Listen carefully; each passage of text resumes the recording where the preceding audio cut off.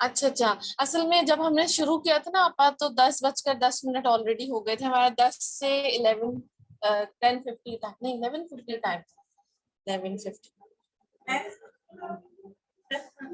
اچھا اچھا کوئی بات نہیں کوئی مسئلہ نہیں. اصل میں کچھ لوگوں نے جمعہ پڑھنے جانا ہوتا ہے نا، تو اس وجہ سے بھی تیاری کرنی ہوتی ہے. اللہ تعالیٰ آپ سب کے لیے آسانیاں فرمائے، آمین.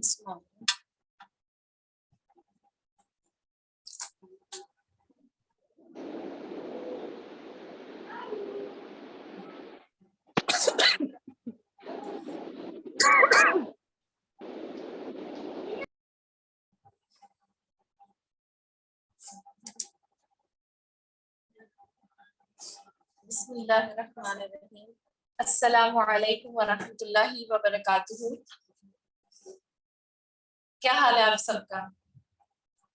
اللہ تعالیٰ سب کے لیے آسانیاں فرمائے اور سب کو شفا عطا فرمائے، آمین. نحمدہ ونصلی علی رسولہ الکریم، اما بعد فاعوذ باللہ من الشیطان الرجیم، بسم اللہ الرحمن الرحیم. رب اشرح لی صدری ویسر لی امری واحلل عقدۃ من لسانی یفقهوا قولی واجعل لی وزیرا من اہلی. اللہم فقہنا فی الدین، اللہم ارنا الحق حقا وارزقنا اتباعہ وارنا الباطل باطلا وارزقنا اجتنابہ، آمین یا رب العالمین.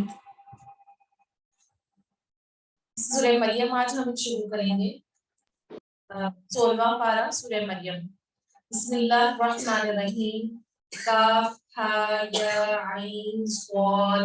ذکر رحمت ربک عبدہ زکریا اذ نادى ربه نداء خفيا قال رب إني وهن العظم مني واشتعل الرأس شيبا ولم أكن بدعائك رب شقيا. شروع اللہ کے نام سے جو بہت مہربان اور نہایت رحم کرنے والا ہے. کاف ہا یا عین صاد. یہ ہے تیرے پروردگار کی اس مہربانی کا ذکر جو اس نے اپنے بندے پر ذکر زکریا علیہ السلام پر کی تھی، جبکہ اس نے اپنے رب سے چپکے چپکے دعا کی تھی، اے میرے پروردگار میری ہڈیاں کمزور ہو گئی ہیں اور سر بڑھاپے کی وجہ سے بھڑک اٹھا ہے. یعنی کہ جب ہم نے آل عمران میں بھی ہم نے حضرت زکریا علیہ السلام اور مریم علیہ السلام کے بارے میں جو ہے نا وہ پڑھا تھا، سنا تھا، تو آج تھوڑا سا اس میں ڈیٹیل ہے. ٹھیک ہے، تو حضرت زکریا علیہ السلام جب حضرت مریم علیہ السلام کے پاس جاتے تھے تو انہوں نے دیکھا کہ وہاں پہ طرح طرح کے پھل ہیں، اور اس کے بعد جب انہوں نے اللہ سے دعا مانگی چپکے چپکے دل ہی دل میں پکارا، اور پھر یہ بھی کہا کہ میرے پروردگار میری ہڈیاں کمزور ہو گئی ہیں. یعنی اسباب جو تھے وہ ان کے خاطر میں نہیں تھے اور سر بڑھاپے کی وجہ سے بھڑک گیا، یعنی سفید ہو گیا. ٹھیک ہے،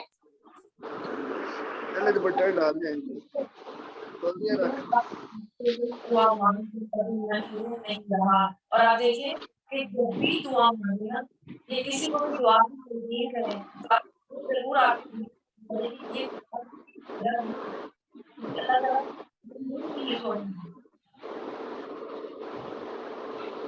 درمیان والے کھانے میں رکھ.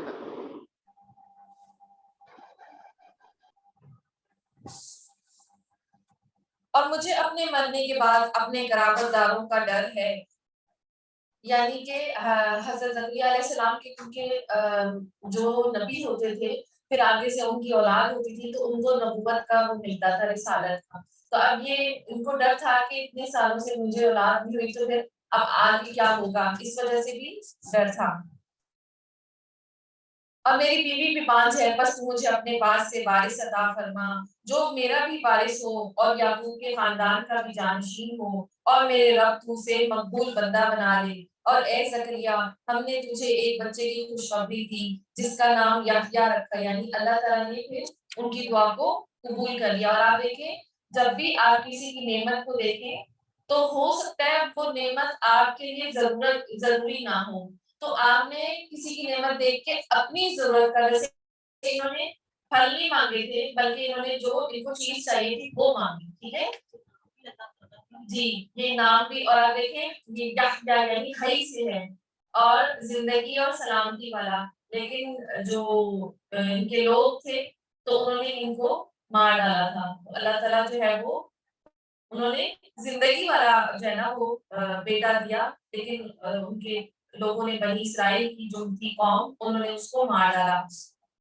اور اسی طرح ہمیں بھی جو قرآن میں انبیاء کے نام ہیں، صالحین کے نام ہیں، ہمیں ان ناموں پر اپنے بچوں کے نام رکھنے چاہیے، ٹھیک۔ اور اسی طرح یحییٰ جو تھے وہ بہت پاکیزہ، بہت صالح اور نیک اور زکوٰۃ کے پابند اور ماں باپ کے فرمانبردار، تو یعنی ان کی یہ صفات ان کے اندر اللہ تعالیٰ نے پہلے سے ہی ڈال کے دے دی تھی، اس لیے ہمیں بھی یہ نہیں سوچنا چاہیے کہ یہ نبی کا نام ہے تو اس کا مطلب کیا ہے، یہ ازواج مطہرات کا نام ہے تو اس کا مطلب کیا نکلتا ہے، تو وہ پرسنالٹی کے حساب سے جو ہے نا ہمیں ان کے ناموں کو زندہ رکھنا ہے، ٹھیک ہے۔ اور ہم نے اس سے پہلے اس کا ہم نام کبھی کسی کو نہیں دیا، یعنی اللہ تعالیٰ نے یہ نام کسی کو بھی نہیں دیا۔ زکریا علیہ السلام کہنے لگے، اے میرے رب، میرے ہاں لڑکا کیسے ہوگا، میری بیوی بانجھ اور میں خود بڑھاپے کی انتہائی ذوق کو پہنچ چکا ہوں، یعنی کافی بوڑھا ہو چکا ہوں۔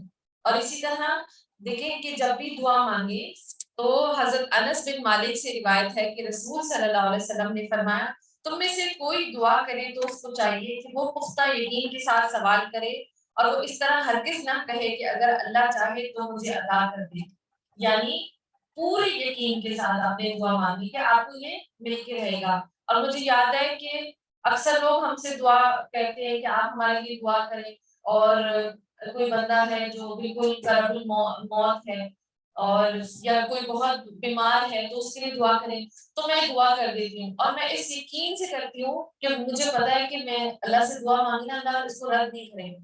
تو اتفاق سے ایسا ہوا کہ جس کے لیے دعا کی تھی تو وہ فوت ہو گئی، تو لیکن پھر یہ بات ہے کہ آپ نے دعا مانگی، اس کے حق میں قبول ہو گئی اور آپ کا بھی، تو ہو سکتا ہے اس کی موت میں اس کی بہتری ہو، ٹھیک ہے۔ تو یہ بھی اللہ کی حکمت ہے کہ اللہ کبھی کبھار لے کے اس چیز کے لیے بہتری کر دیتا ہے، ٹھیک ہے جی۔ اور مومن کے لیے جو ہے نا موت اس کے لیے اچھی ہے، کیونکہ وہ اس کے رب کی ملاقات کا وقت ہوتا ہے، ٹھیک ہے۔ سارے جو آپ کے سوال کے جواب ہیں وہ اسی وقت مل جاتے ہیں، اور اسی طرح جو موت کی لیے چاہتا ہے، موت کو چاہتا ہے تو اللہ بھی اس سے ملنا چاہتا ہے، جو موت کو نہیں چاہتا تو اللہ بھی اس سے ملاقات نہیں کرنا چاہتا۔ تو یہ بھی ہے کہ اگر آپ کو لگتا ہے کہ آپ کی بظاہر دعا قبول نہیں ہوئی تو وہ بھی اس میں اللہ کی کوئی بہتری ہوگی۔ اور ارشاد ہوا کہ وعدہ اسی طرح ہو چکا، تیرے رب نے فرمایا کہ مجھ پر تو یہ بالکل آسان ہے۔ اور دیکھیں کہ حضرت عیسیٰ علیہ السلام کی پیدائش سے پہلے حضرت یحییٰ علیہ السلام پیدا ہوئے، تو جس طرح بغیر اسباب کے کہ باپ اتنا بوڑھا ہے اور ماں جو ہے وہ بالکل بانجھ ہے، تو وہ ایک جو ہے نا وہ سلسلہ چلانا تھا کہ ایک اللہ تعالیٰ ایسے بندے کو دے سکتا ہے تو حضرت عیسیٰ علیہ السلام بھی پیدا ہو سکتے ہیں، ٹھیک ہے۔ اور مجھ پر تو یہ بالکل آسان ہے، اور وہ جب بھی کچھ نہ تھا میں تجھے پیدا کر چکا ہوں، یعنی جب زکریا علیہ السلام کچھ نہیں تھے تو تجھے بھی پیدا کیا۔ کہنے لگی میرے پروردگار، میرے لیے کوئی علامت مقرر فرما۔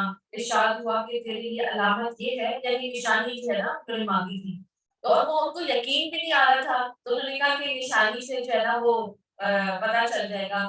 تو انہوں نے کہا باوجود صحیح سالم ہونے کے تو 3 راتوں تک کسی شخص سے بول نہ سکے گا۔ اب زکریا علیہ السلام اپنے حجرے سے نکل کر اپنی قوم کے پاس آ کر انہیں اشارہ کرتے کہ تم صبح شام اللہ کی تسبیح بیان کرو، یعنی جب آپ کو کوئی نعمت ملنے لگے تو بہت زیادہ جو ہے نا وہ اعلان نہیں کرنا کہ مجھے یہ ملنے والا ہے، مجھے یہ لینا ہے، تو بلکہ اس کا خاموش رہنا ہے اور اللہ کا ذکر اور حمد و ثنا کرنی ہے۔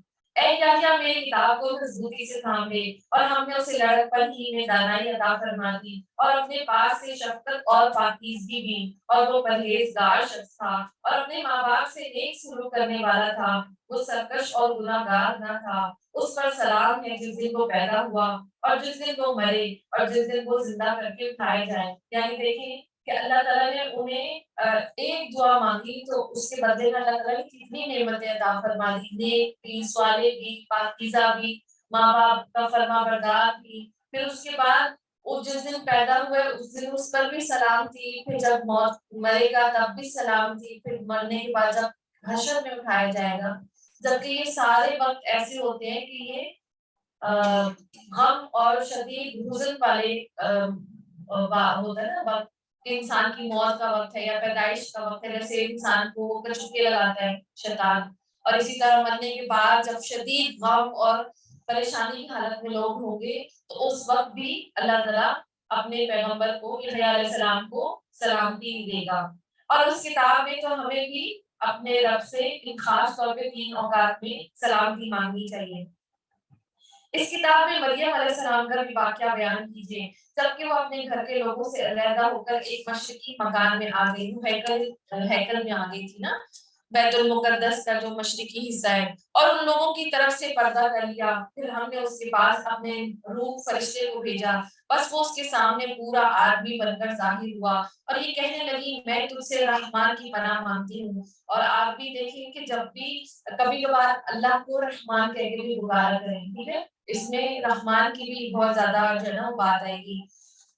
اور اگر تو کچھ بھی اللہ سے ڈرنے والا ہے، یعنی کہ انہیں خوف ہوا کہ یہ آدمی جو ہے وہ کیوں میرے پاس آ گیا ہے، اس نے جواب دیا کہ میں تو اللہ کا بھیجا ہوا ہوں، تجھے ایک پاکیزہ لڑکا دینے آیا ہوں۔ کہنے لگی بھلا میرے ہاں بچہ کیسے ہو سکتا ہے، مجھے تو کسی انسان کا ہاتھ تک نہیں لگا اور نہ میں بدکار ہوں۔ اس نے کہا بات تو یہی ہے، لیکن تیرے پروردگار کا ارشاد ہے کہ وہ مجھ پر بہت ہی آسان ہے اور ہم تو اسے لوگوں کے لیے ایک نشانی بنا دیں گے، یعنی اللہ کے لیے کام کرنا آسان ہے۔ اور آپ دیکھیں ایک عورت جو اللہ کے لیے خاص الگ کر دی گئی تو اس کو اپنی پاکیزگی کا اور حیا کا کتنا احساس ہوگا کہ میں تو لوگوں میں جو ہے وہ اتنی پاک دامن جو ہوں، تو اس وقت ایک ایسا اللہ کی طرف سے معاوضہ آ جائے، ان کو اپنی جان کا بھی خوف اور لوگوں کی باتوں کا بھی، تو اللہ تعالیٰ نے کیسے انہیں ایک آزمائش میں ڈالا۔ ایک عورت کے لیے سب سے بڑی آزمائش اس کی عزت اور عصمت ہوتی ہے،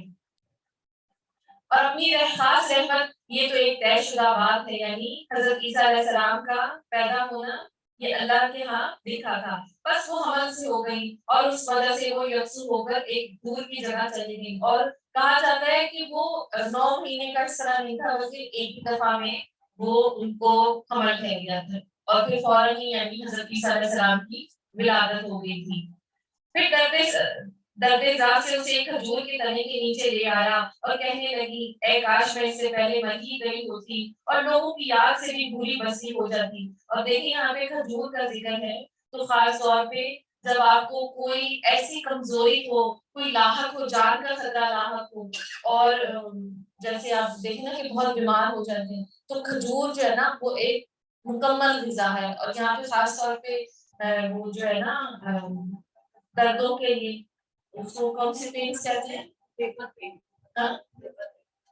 ہاں لیبر پین ہے نا، تو ان کے لیے بھی کہا جاتا ہے۔ تو آپ دیکھیں کہ اپنی بیٹیاں جو بھی ایسے ہیں کنسیو کر رہی ہیں تو ان کے لیے ضرور جو ہے وہ کھجوریں کھلانی چاہیے، ٹھیک ہے، تو ان کو اس چیز کو قوت دلاتا ہے، اس چیز کے لیے آپ کو قوت اور توانائی مل جاتی ہے، جو آپ کو غم یا آپ کے اوپر پریشانی آئے گی وہ برداشت کرنے کی آپ کو طاقت مل جائے گی، ٹھیک ہے۔ اور اسی طرح خاص طور پہ جو لوگ روزہ بھی رکھ رہے ہیں تو وہ بھی نبیز وغیرہ ضرور کیے، اس میں بھی بڑی طاقت ہے۔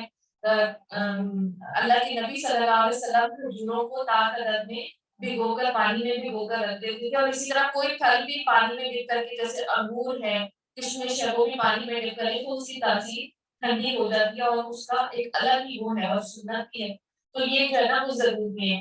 اگر آپ چبا سکتے ہیں تو چبا کے اور وہ پانی پی لیں جو آپ نے بھگو کر رکھا تھا، ورنہ تو اس کو بلینڈ کر لیں، ٹھیک ہے، اور اس سے بہت زیادہ آپ کو قوت محسوس ہوگی۔ اور اتنے میں اسے نیچے سے آواز دی گئی کہ آزردہ خاطر نہ ہو، تیرے رب نے تیرے پاؤں تلے ایک چشمہ جاری کر دیا اور اس کھجور کے تنے کو اپنی طرف ہلا، یہ تیرے سامنے تر و تازہ پکی کھجوریں گرا دے گا، اب چین سے کھا پی اور آنکھیں ٹھنڈی کر۔ اگر تجھے کوئی انسان نظر آئے تو کہہ دینا میں نے اللہ رحمان کے نام کا روزہ مان رکھا ہے، یعنی پچھلی شریعتوں میں جو ہے وہ چھپ کا روزہ بھی ہوتا تھا، تو اللہ تعالیٰ نے ان کو اشارہ دیا کہ آپ نے خاموش رہنا ہے. اور میں آج کسی شخص سے بات نہیں کروں گی جیسے حضرت زکریا علیہ السلام 3 دن کے لیے خاموش ہو گئے تھے, ٹھیک ہے. اور اب عیسیٰ علیہ السلام کو لیے ہوئے تو اپنی قوم کے پاس آئی اور سب کہنے لگے مریم تو نے بڑی بری حرکت کی ہے اے ہارون کی بہن. اور یہاں پہ حضرت مریم علیہ السلام کے والد کا نام تھا ہارون, ایسے ہی تھا نا, عمران تھا, ٹھیک ہے. اور اسی طرح حضرت موسیٰ علیہ السلام کے والد کا نام تھا عمران. تو یہاں پہ جو ہے نا ہارون کی بہن جو ہے حضرت موسیٰ کے بھائی کا نام اس میں نہیں ہے, یہ ان کے علاتی یا اخیافی بہن بھائی ہیں, تو اس کا ذکر آ رہا ہے, ٹھیک ہے. نہ تو تیرا باپ برا آدمی تھا اور نہ تیری ماں بدکار تھی. مریم علیہ السلام نے اپنے بچے کی طرف اشارہ کیا.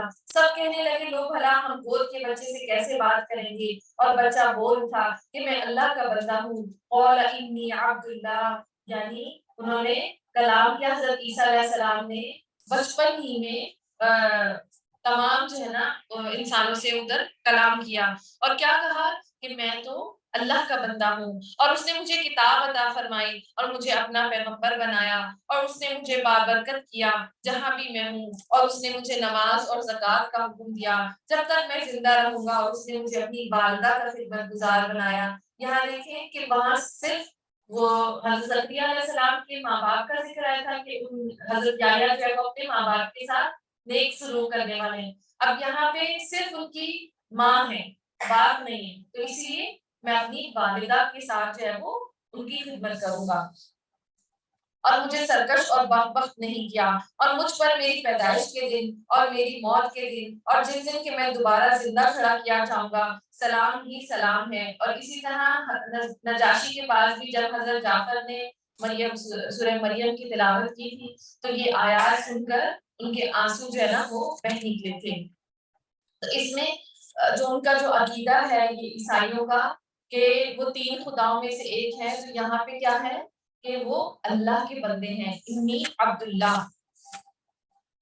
اور اسی طرح حضرت عیسیٰ علیہ السلام کے اوپر بھی سلام تھی کہ جس دن وہ پیدا ہوں گے اور جب وہ اٹھائے جائیں گے اور واپس جب قیامت کے دن اکٹھے کیے جائیں گے. یہ ہے صحیح واقعہ عیسیٰ ابن مریم کا. یہاں یہی ہے کہ وہ حق بات میں جس میں لوگ شک و شبہ میں مبتلا ہیں. اور آپ دیکھیں عیسیٰ کی نسبت ان کی ماں سے کی جاتی ہے, جہاں بھی زیادہ تر ذکر آتا ہے عیسیٰ ابن مریم, ٹھیک ہے, عیسیٰ مریم کے بیٹے. اے اللہ کے لیے اولاد کا ہونا لائق نہیں, وہ تو بالکل پاک ذات ہے. وہ تو جب کسی کام کے سر انجام دینے کا ارادہ کرتے ہیں تو اسے کہہ دیتا ہے کہ ہو جا اور وہ اس وقت ہو جاتی ہے. اور وَإِنَّ اللَّهَ رَبِّي وَرَبُّكُمْ فَاعْبُدُوهُ هَذَا صِرَاطٌ مُسْتَقِيمٌ. اور میرا اور تم سب کا پروردگار صرف اللہ ہی ہے, تم سب اسی کی عبادت کرو, یہی سیدھی راہ ہے. پھر یہ فرقے آپس میں اختلاف کرنے لگ گئے. اور بس کافروں کے لیے ویل ہے, ایک بڑے سخت دن کی حاضری ہے. کیا خوب دیکھنے والے سننے والے ہوں گے اس دن جب کہ ہمارے سامنے حاضر ہوں گے. لہٰذا آج تو یہ لوگ ظالم سری گمراہی میں پڑے ہیں, تو انہیں اس دن رنج اور افسوس کے دن کا ڈر سنا دیں جبکہ کام انجام کو پہنچا دیا جائے گا اور یہ لوگ غفلت اور بے ایمانی ہی میں رہ جائیں گے. اور اسی طرح رسول صلی اللہ علیہ وسلم نے فرمایا جو لوگ کسی یعنی یہاں دیکھیں کہ یوم الحسرہ کی بات ہے کہ قیامت کا دن لوگ حسرت کریں گے, یعنی شدید ترین جو ہے نا ندامت ہوگی. رسول صلی اللہ علیہ وسلم نے فرمایا جو لوگ کسی جگہ مجلس کریں گے لیکن اس میں اللہ کا ذکر نہ کریں گے وہ ان کے لیے قیامت کے دن باعث سے حسرت ہوگی. اور جو آدمی کسی رستے پر چلتے ہوئے اللہ کا ذکر نہ کرے وہ چلنا بھی قیامت کے دن اس کا باعث حسرت ہوگا. اور جو آدمی اپنے بستر پر آئے لیکن وہ وہاں اللہ کا ذکر نہ کرے تو وہ سونا بھی اس کے لیے باعث حسرت ہوگا. اور اسی طرح کہا جاتا ہے کہ خاموشی میں نجات ہے, تو خاموشی سے بہتر کیا ہے اللہ کا ذکر ہے. یعنی آپ کی زبان عام معاملات میں خاموشی اختیار کرے لیکن اللہ کے ذکر سے تر رہے, ٹھیک ہے, یہ خاموشی سے افضل درجہ ہے. اور پھر یہی وہ وقت ہوگا جو کہ اگر آپ جو ہے وہ جہاں اللہ کا ذکر نہیں کریں گے تو پھر حسرت کا دن بن جائے گا اور یہ لوگ غفلت اور بے ایمانی ہی میں رہ جائیں گے. وہ خود زمین کے اور تمام زمین والوں کے وارث ہم ہی ہوں گے اور سب لوگ ہماری طرف لوٹا کر لائے جائیں گے۔ اس کتاب میں ابراہیم علیہ السلام کا قصہ بیان کیجیے۔ بے شک وہ بڑی سچائی والے پیغمبر تھے، جبکہ انہوں نے اپنے باپ سے کہا۔ اب یہاں پہ حضرت ابراہیم علیہ السلام کا واقعہ ہے کہ آپ ان کی پوجا پاٹ کیوں کر رہے ہیں۔ کہا جاتا ہے کچھ تفاسیر میں کہ حضرت ابراہیم علیہ السلام کے جو والد تھے وہی جو ہے وہ بت بناتے تھے، تو اس پہ جو ہے نا وہ اللہ کی شان ہے کہ بت بنانے والے کے گھر میں اللہ تعالیٰ نے بت شکن پیدا کر دیا۔ تو انہوں نے اپنے باپ سے کہا کہ آپ یہ کیوں کر رہے ہیں جو نہ سنتے ہیں نہ دیکھتے ہیں نہ آپ کو کچھ فائدہ پہنچا سکتے ہیں۔ میرے مہربان باپ، آپ دیکھیے میرے پاس وہ علم آیا ہے جو آپ کے پاس آیا ہی نہیں، تو آپ میری ہی مانیں، میں بالکل سیدھی راہ پر ہوں اور آپ کی رہبری کروں گا۔ میرے ابا جان، آپ شیطان کی پرستش سے باز آ جائیں، شیطان تو رحم و کرم والے اللہ کا بڑا ہی نافرمان ہے۔ ابا جان مجھے خوف ہوا، یعنی یا ابتی یا ابتی، یعنی بہت پیار سے وہ باز اور نصیحت کر رہے ہیں۔ ابا جان مجھے خوف لگا ہوا ہے کہ کہیں آپ پر کوئی عذاب الہی نہ آ پڑے یا آپ شیطان کے ساتھی بن جائیں۔ اس نے جواب دیا، اے ابراہیم، کیا تو ہمارے معبودوں سے روگردانی کر رہا ہے؟ سن، اگر تو باز نہ آئے میں تجھے پتھروں سے مار ڈالوں گا، جا ایک مدت دراز تک مجھ سے الگ رہے۔ کہا اچھا تو تم پر سلام ہو، یعنی یہ وہ سلام ہے کہ جہاں پہ وہ ہے نا قرآن میں بھی آتا ہے کہ اس سے جب جاہل لوگ آپ سے بات کریں تو آپ کہتے ہیں کہ السلام علیکم، ٹھیک ہے، یعنی آپ واپسی کر لیں، کنارہ ہو جائیں، ٹھیک ہے۔ تو انہوں نے کہا اچھا تو تم پر سلام ہو، میں تو اپنے پروردگار سے تمہاری بخشش کی دعا کرتا رہوں گا، وہ مجھ پر بے حد درجہ مہربان ہے۔ یعنی یہ انہوں نے نکلتے ہوئے یہ کہا تھا کہ آپ کے لیے دعا کروں گا، لیکن اللہ تعالیٰ نے منع فرما دیا تھا کہ مشرک کے لیے دعا نہیں کرنی۔ اور میں تو تمہیں بھی اور جن جن کو تم اللہ کے سوا پکارتے ہو انہیں بھی سب کو چھوڑ رہا ہوں، صرف اپنے پروردگار کو پکارتا رہوں گا۔ مجھے یقین ہے کہ میں اپنے پروردگار سے دعا مانگنے میں محروم نہیں رہا۔ اسی طرح حضرت زکریا نے بھی کہا تھا، تو جب بھی آپ دعا مانگے تو اس یقین سے کہ یہ دعا رد نہیں ہوگی۔ اور جب ابراہیم ان سب کو اللہ کے سوا ان کے سب معبودوں کو چھوڑ چکے تو ہم نے انہیں اسحاق اور یعقوب عطا فرمائے اور دونوں کو نبی بنا دیا، اور ان سب کو ہم نے اپنی بہت سی رحمتیں عطا فرمائی اور ہم نے ان کے ذکر جمیل کو بلند درجے کا کر دیا۔ اور اس قرآن کو موسیٰ علیہ السلام کا ذکر بھی کیجیے جو چنا ہوا اور رسول، اور اب یہاں پہ زیادہ تر جو ہے نا وہ انبیاء کے قصے آئیں گے، اور اسی طرح آگے سورہ انبیاء بھی آئے گی، اس میں بھی نبیوں کے واقعات ہیں۔ اور اب موسیٰ کا ذکر کیجیے جو چنا ہوا تھا، یعنی اللہ تعالیٰ نے حضرت موسیٰ علیہ السلام کو چن لیا تھا، اور رسول اور نبی تھے۔ اور رسول کہتے ہیں جس کے اوپر کتاب نازل ہوتی ہے، اور نبی کہتے ہیں اللہ کی خبر دینے والا، یعنی انباء سے ہے، ٹھیک ہے، نبأ یعنی جو خبر دیتا ہے۔ اور ہم نے اسے طور کی جانب سے ندا کی اور راہ گوئی کرتے ہوئے اسے قریب کر لیا، اور اپنی خاص مہربانی سے اس کے بھائی ہارون کو بھی نبی بنا کر اسے عطا فرمایا۔ اور دیکھیں کہ جس طرح حضرت ابراہیم علیہ السلام نے دعا کی تھی تو انہیں جو ہے وہ اسحاق بھی دے دی، یعقوب علیہ السلام کی بھی بشارت دی تھی، حالانکہ انہوں نے اپنی اولاد کے لیے دعا مانگی، تو یہاں پہ پوتے کی بھی بشارت دے دی۔ اور اسی طرح حضرت زکریا علیہ السلام نے بیٹے کی دعا مانگی تو وہاں پہ بیٹے کی نبوت کی بھی، پاکیزگی کی بھی ساری چیزیں دے دی۔ اب اسی طرح حضرت موسیٰ علیہ السلام اللہ کے پاس طور پہاڑ پر گئے تو وہاں پہ اللہ سے دعا مانگی کہ میرے بھائی کو میرے ساتھ جو ہے نا وہ مددگار بنا دے۔ تو آپ بھی اپنے لیے بھی دعا مانگے، اپنی نسلوں کے لیے بھی دعا مانگے، اور اپنے ساتھی کہ اللہ میرے ساتھ کوئی مددگار بنا دے۔ تو جب بھی دعا کا موقع آئے نا زیادہ ساری دعائیں مانگ لیا کرے اللہ سے۔ اس کتاب میں اسماعیل کا واقعہ بھی بیان کیجیے، اور وہ بڑا ہی وعدے کا سچا تھا اور تھا بھی رسول اور نبی، وہ اپنے گھر والوں کو برابر نماز اور زکوٰۃ کا حکم دیتا، اور تھا بھی اپنے پروردگار کی بارگاہ میں پسندیدہ اور مقبول۔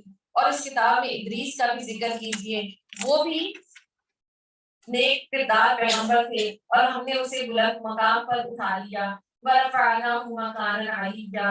اب اسی طرح جو حضرت عیسیٰ علیہ السلام کے بارے میں آتا نا کہ انہیں اللہ تعالیٰ نے بلند مقام پر یعنی آسمان پر اٹھا لیا، تو یہاں پہ اس سے یہ تفسیر میں نہیں آتا کہ حضرت ادریس علیہ السلام کو کہ اللہ تعالیٰ نے اوپر اٹھا لیا. اس سے نبوت کے بارے میں آتا ہے کہ عام انسانوں کے اوپر ایک درجہ فوقیت دے دیتے ہیں، اللہ تعالیٰ نبوت دیتے ہیں، رسالت دے دیتے ہیں. تو یہ وہ بلندی ہوتی ہے. اور آپ دیکھیں ایک ہمیں بلندی ملتی ہے، وہ کب ملتی ہے؟ جب ہم سجدے میں ہوتے ہیں. اور کہا جاتا ہے کہ جب دو سجدوں کے ہم سجدہ کرتے ہیں، اللہ کے قدموں کے درمیان ہم اپنا سر رکھتے ہیں. اور اللہ کہاں ہے؟ اللہ عرش پر مستوی ہے. تو جب ہم سجدے میں پاؤں کے پاس سجدہ کرتے ہیں، اللہ کے قدموں کے پاس سجدہ کرتے ہیں، تو اللہ آسمان پر. تو اس کا مطلب یہ ہوا کہ ہمیں اللہ نماز میں سجدے کی حالت میں وہ بلندی عطا فرماتا ہے. یعنی ہم سجدہ کرتے ہیں عرش کے پاس. زیادہ سے زیادہ سجدے میں زیادہ ٹائم لگانا کہ وہ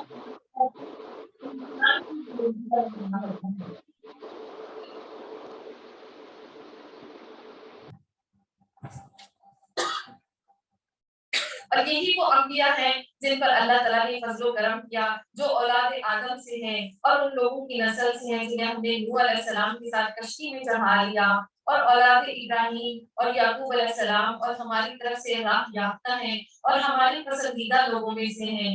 اور ان کے سامنے جب اللہ رحمان کی آیتوں کی تلاوت کی جاتی ہے تو یہ سجدہ کرتے ہیں اور روتے گر گڑاتے گر پڑتے ہیں. اور آپ دیکھیں کہ ایک سجدہ وہ ہے جو ہم پر فرض ہے، اور ایک یہ اطاعت کا سجدہ ہے. جہاں بھی اللہ کا حکم آ جائے فوراً جو ہے وہ آپ نے سر تسلیم خم کر دینا ہے.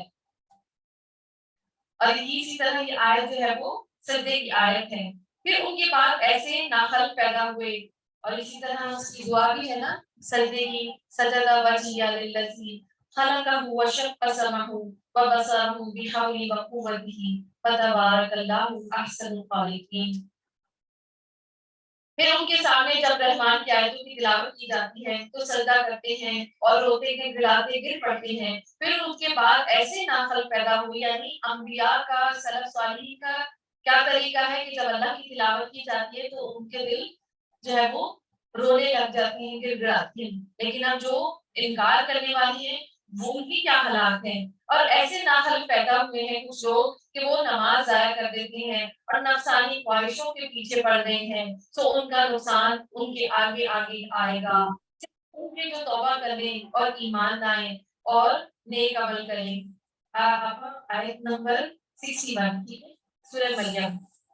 اور اسی طرح یہاں پہ کن لوگوں کے لیے جو ہے نا وہ نقصان ہے کہ جو نماز ضائع کرنے سے مراد یہ ہے کہ ایک صحابی نے پوچھا تھا نبی صلی اللہ علیہ وسلم سے، اس کا مفہوم یہ ہے کہ کیا وہ نماز نہیں پڑھتے؟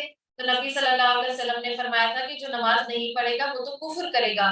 یہاں پہ نماز ضائع کرنے سے مراد یہ ہے کہ نماز کو پڑھتے ہیں لیکن سستی کے ساتھ، کبھی دو ملا کے پڑھ لیتے ہیں، کبھی وقت آگے نکال دیتے ہیں یعنی دیر کر دیتے ہیں. ٹھیک ہے، کبھی ان کا نماز کا اہتمام نہیں کرتے یا نماز کو ضائع کر دینا ہوتا ہے. اور ایسے لوگ جنت میں جائیں گے اگر جو توبہ کر لیں اور ایمان لائیں اور نیک عمل کریں. اور آپ دیکھیں کہ توبہ کی کیا شرائط ہے کہ توبہ کرنے کے بعد پھر صالح عمل بھی کرنا ہے. یہ نہیں کہ صرف آپ اللہ سے معافی مانگتے رہیں اور اس کی تلافی نہ کریں. توبہ کے ساتھ اس کی تلافی بہت ضروری ہے، یعنی نیک عمل کرنا. ایسے لوگ جنت میں جائیں گے اور ان کی بھی ذرا بھی ہم تلقی نہ کی جائے گی ہمیشگی والی جنتوں میں جن کا غائبانہ وعدہ اللہ مہربان اپنے بندوں سے کیا ہے. بے شک اس کا وعدہ پورا ہو کر رہنے والا ہے. وہ لوگ وہاں کوئی لفظ بات نہ سنیں گے، صرف سلام ہی سلام سنیں گے، اور ان کے وہاں صبح اور شام ان کا رزق ہوگا. اور آپ دیکھیں کہ جنت میں صبح اور شام، ویسے تو انسان جب بھی چاہے گا اس کا رزق اس کے سامنے حاضر ہو جائے گا، لیکن جو وقت ہے اس کے لحاظ سے صبح اور شام یعنی 2 ٹائم کا. اور ہم نے تو دنیا میں کھانے کے ٹائم ہے، ناشتے کا الگ، چائے کے ساتھ سنیک ٹائم، سنڈے کو برنچ، تو 3 4 5 کھانے کے ٹائم ہے. تو اصل میں ہماری فطرت جو ہے وہ اس کا کھانے کی ٹائمنگ کیا ہے؟ صرف 2، جس طرح ہم افطاری میں کرتے ہیں اور سحری میں کرتے ہیں. تو یہی جو ہے نا ہمیں عام حالات میں بھی کہ صبح ناشتہ کرنا ہے اور مغرب کے وقت ہم نے کھانا کھانا ہے، ٹھیک ہے؟ تو یہ جو ہے نا وہ ہماری فطرت سلیم کا وقت ہوگا کہ 2 ٹائم جو ہے نا ہم نے کھانا کھانا، اور آپ دیکھیں کہ اس سے آپ کی انرجی بھی بچ جائے گی اور وقت بھی بچ جائے گا جو ہم اتنا ٹائم کچن میں گزار دیتے ہیں۔ اور یہ وہ وقت ہے یہ وہ ہے جنت جس کا وارث ہم اپنے بندوں میں سے انہیں بناتے ہیں جو متقین ہیں۔ ہم اللہ تعالیٰ ہمیں بھی جنت کا وارث بنائے۔ ہم بغیر تیرے رب کے حکم کے ڈر نہیں سکتے، ہمارے آگے پیچھے اور ان کے درمیان کی کچھ چیزیں اسی کی ملکیت میں ہیں۔ تیرا پروردگار بھولنے والا نہیں، یعنی جو فرشتے ہیں وہ اللہ کی مشیت سے اترتے ہیں، اس کا حکم لے کے اترتے ہیں۔ آسمانوں کا اور زمین کا اور جو کچھ ان کے درمیان ہے ان سب کا رب وہی ہے۔ تو اسی کی بندگی کر اور اسی کی عبادت پر جم جا۔ کیا تیرے علم میں اس کا ہم پلہ کوئی نام اور بھی ہے؟ انسان کہتا ہے کہ جب میں مر جاؤں گا تو کیا پھر زندہ کر کے نکالا جاؤں گا؟ کیا یہ انسان اتنا بھی یاد نہیں رکھتا کہ ہم نے اسے اس سے پہلے بھی پیدا کیا ہے، حالانکہ وہ کچھ بھی نہیں تھا؟ تیرے پروردگار کی قسم، ہم انہیں اور شیطانوں کو جمع کر کے ضرور ضرور جہنم کے ارد گھٹنوں کے بل حاضر کر کے لائیں گے، اور پھر ہر گروہ سے انہیں الگ نکال کر کھڑا کر دیں گے جو ان میں سے رحمان کے مقابلے میں بہت اکڑے اکڑے گھٹے تھے۔ پھر ہم انہیں بھی خوب جانتے ہیں جو جہنم کے داخلے کی زیادہ سزاوار ہے۔ تم میں سے ہر ایک کو وہاں ضرور وارد ہونے والا ہے۔ یہ تیرے پروردگار کے ذمہ قطعی فیصلہ شدہ عمل ہے۔ اللہ تعالیٰ ہم سب کو بچائے، آمین۔ حضرت عبداللہ ابن مسعود سے روایت ہے، اس آیت کی تفسیر میں فرماتے ہیں کہ رسول صلی اللہ علیہ وسلم نے فرمایا تمام انسان جہنم سے گزریں گے اور جہنم کے اوپر سے، پھر بعد میں اپنے اعمال کے مطابق وہاں سے نکلیں گے، یعنی کوئی تیز نکلے گا، کوئی آہستہ آہستہ، اور کوئی لڑکھڑاتا ہوا، اور کوئی نیچے گر جائے گا اور پھر وہاں سے نکالا جائے گا۔ نبی صلی اللہ علیہ وسلم نے فرمایا قیامت کے دن کوئی صراط لایا جائے گا اور جہنم کی پشت پر لا کر رکھ دیا جائے گا۔ تو پھر ہم نے عرض کیا یا رسول اللہ پل صراط کیا ہے؟ آپ صلی اللہ علیہ وسلم نے فرمایا پھسلنے اور گرنے کی جگہ، اس پر کانٹے اور آنکڑے ہیں جو چوڑے چوڑے ہیں، اور اسے ٹیڑے کانٹے جو نجد، ایسے ٹیڑے کانٹے یعنی ان کی مثال نبی صلی اللہ علیہ وسلم نے دی جیسے کانٹے نجد یعنی سادان جسے کہتے ہیں۔ حدیث میں آتا ہے کہ پل صراط نصب کیا جائے گا جو استرے کی دھار کی طرح ہوگا اور تلوار کی دھار کی طرح تیز۔ تو فرشتے پوچھیں گے کہ اللہ تعالیٰ یہ تو کس کو عبور کروائے گا؟ تو اللہ تعالیٰ فرمائے گا میں اپنی مخلوق میں سے جس کو چاہوں گا پار کرا دوں گا۔ وہ کہیں گے تو پاک ہے اور ہم تیری ویسی عبادت کر نہ سکے جیسا کہ کرنے کا حق تھا۔ اور اسی طرح ایک اور حدیث میں آتا ہے، حضرت عائشہ رضی اللہ تعالیٰ عنہ نے جب پوچھا تو نبی صلی اللہ علیہ وسلم سے کہ کیا ہمیں آپ وہاں یاد رکھیں گے؟ نبی صلی اللہ علیہ وسلم نے فرمایا کہ 3 جگہوں میں کوئی کسی کو یاد نہیں رکھے گا، ان میں سے ایک مقام پل صراط ہے۔ اللہ تعالیٰ ہمیں پل صراط پر سے بجلی کی تیزی کے ساتھ گزار دے، آمین۔ اور پھر ہم پرہیزگاروں کو تو بچا لیں گے اور نافرمانوں کو اسی میں گھٹنوں کے بل گرا ہوا چھوڑ دیں گے جب ان کے سامنے۔ اور آپ دیکھیں جو جو دنیا ہے نا وہ بھی ایک پل صراط ہے، اگر صراط یعنی راستہ، ٹھیک ہے؟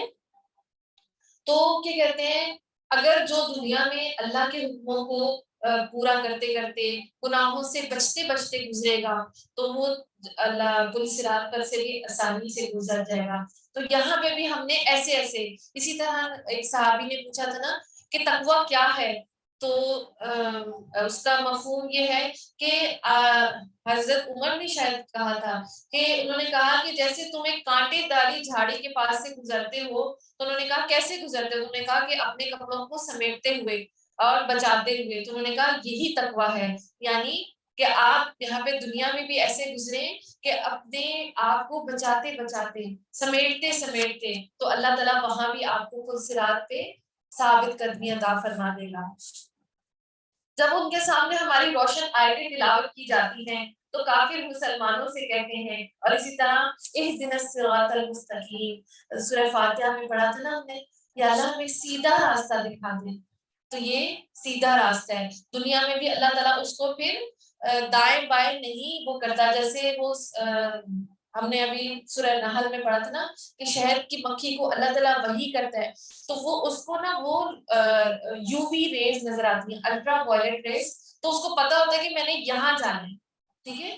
تو جو نیک بندہ ہوتا ہے تو وہ بھی اللہ تعالیٰ اس کو بھی راستہ دکھاتا ہے. جیسے آپ نے دیکھا ہوگا کہ راستے میں وہ نشان آتے ہیں کہ ادھر مڑنا ہے ادھر مڑنا ہے، تو اللہ تعالیٰ مومن بندے کو بھی جس طرح شہد کی مکھی کو وحی کرتا ہے تو مومن بندے کو بھی وحی کرتا ہے کہ ادھر نہیں جانا ادھر نہیں جانا، سیدھے جاتے رہنا، ٹھیک ہے؟ تو اللہ تعالیٰ ہمیں بھی سیدھے راستے پر ثابت قدمی عطا فرمائے.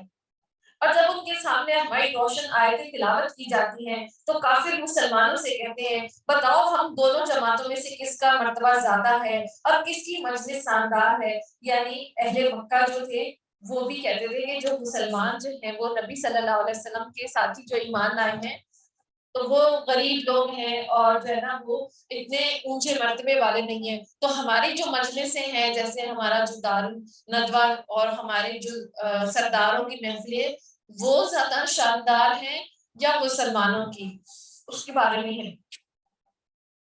تو وہ پوچھتے تھے تو ہم تو ان میں سے بہت سے پہلے جماعتوں کو غارت کر چکے ہیں جو ساز و سامان اور نام و نمود میں ان سے بڑھ چڑھ کر تھی. اور اسی طرح آپ دیکھیں کہ حدیث میں آتا ہے اس کا مفہوم یہ کہ جہاں وہ مجلس اللہ کو پسند ہے جہاں اللہ کا ذکر کیا جائے. تو یہ جو مجلس ہے وہ ایک جنت کا ایک ٹکڑا ہے. حدیث میں آتا ہے نا کہ وہ جو جنت کا ایک باغ بن جاتی ہے، تو یہ جہاں پہ اللہ کا ذکر کیا جاتا ہے وہ مجلس اللہ کے ہاں عزت والی ہے. اور جو بری مجلس سے اللہ ان کو نیست اور نابود کر دے گا. اور ان سے بڑھ چڑھ کر تھی کہہ دیجئے جو گمراہی میں ہوتا ہے اللہ رحمان اس کو خوب لمبی مدت دیتا ہے یہاں تک کہ وہ ان چیزوں کو دیکھ لیں جن کا وعدہ کیے جاتے ہیں، یعنی عذاب یا قیامت کو. اس وقت تک ان کو صحیح طور پر معلوم ہو جائے گا کہ کون برے مرتبے والا اور کس کا جتھا کمزور تھا. اور ہدایت یافتہ لوگوں کو اللہ ہدایت کے بڑھا دیتا ہے اور باقی رہنے والی نیکیاں تیرے رب کے نزدیک لہٰذا ثواب کے لحاظ سے اور انجام کے لحاظ سے بہت ہی بہتر ہے. والباقیات الصالحات خیر عند ربک ثوابا وخیر مردا. یعنی کیا رہنے والا ہے؟ باقی نیکیاں رہنے والی ہیں. اور کیا تم نے اسے بھی دیکھا جس نے ہماری آیتوں سے کفر کیا اور کہا مجھے تو مال اور اولاد ضرور ہی دی جائے گی؟ کیا وہ غیب پر مطلع ہے یا اللہ کا کوئی وعدہ لے چکا ہے؟ ہرگز نہیں، جو بھی کہہ رہا ہے ہم اسے ضرور لکھ لیں گے اور اس کے عذاب بڑھائے چلے جائیں گے. یعنی اس کے بارے میں آتا ہے کہ جو ہے نا اہل مکہ میں ایک آدمی تھا، اس سے کسی نے جو ہے نا وہ ادھار لے لیا تھا، تو اس نے کہا کہ آپ مجھے پیسے واپس کر دیں. انہوں نے کہا کہ مطلب کہ کر دیتا ہوں مہلت کے بعد. انہوں نے کہا اچھا ٹھیک ہے تو قیامت کے دن آپ لے لینا. تو وہ کہتا کہ قیامت کے دن جب تم مجھے مال دو گے، جب میرے پاس مال اور اولاد بہت زیادہ ہوگی، تو اس پر اللہ تعالیٰ نے اس کی پکڑ فرمائی کیونکہ وہ کافر تھا. تو اس پہ انہوں نے اللہ تعالیٰ نے فرمایا کہ اس نے وعدہ کیا کہ اس کے یہاں دنیا میں مال اور اولاد ہے تو کیا قیامت میں بھی اس کا مال اور اولاد ہوگا؟ تو وہاں پہ اللہ سے کوئی وعدہ نہیں کیا، ہرگز نہیں، یہ جو بھی کہہ رہا ہے ہم اسے ضرور لکھ لیں گے اور اس کے لیے عذاب بڑھائے چلے جائیں گے. یہ جن چیزوں کو کہہ رہا ہے ہم اسے اس کے بعد لے لیں گے اور یہ تو بالکل اکیلا ہی ہمارے سامنے حاضر ہوگا. انہوں نے اللہ کے سوا دوسرے معبود بنا رکھے ہیں اور وہ ان کے لیے باعث عزت ہوگی، لیکن ایسا ہرگز ہونا نہیں چاہیے. وہ تو ان کے عبادت کے منکر ہو جائیں گے اور ان کے دشمن بن جائیں گے. اور کیا تم نے نہیں دیکھا کہ ہم کافروں کے پاس شیطانوں کو بھیجتے ہیں جو انہیں خوب اکساتے ہیں، تو ان کے بارے میں جلدی نہ کرو، ہم تو خود ان کے لیے مدت شماری کر رہی ہیں. اور آپ دیکھیں کہ اللہ تعالیٰ یہاں پہ کہ اللہ تعالیٰ ان کو شیطانوں کو ایسے برے لوگوں کے پاس بھیج دیتا ہے. تو ہمیں اللہ کا دوست بننا ہے. اللہ تعالیٰ ہمیں فرشتوں کے ساتھ اکٹھا کرے، نیک لوگوں کے ساتھ، لیکن جو برے لوگ ہیں ان پر شیطان مسلط کر دیے جاتے ہیں. تو اللہ تعالیٰ ہم سب کو شیطان مردود سے بچائے. تو ان کے بارے میں جلدی نہ کرو، ہم تو خود ان کے لیے مدت کر رہے ہیں. جس دن ہم پرہیزگاروں کو اللہ رحمان کی طرف بطور مہمان جمع کریں گے اور گنہگاروں کو سخت پیاس کی حالت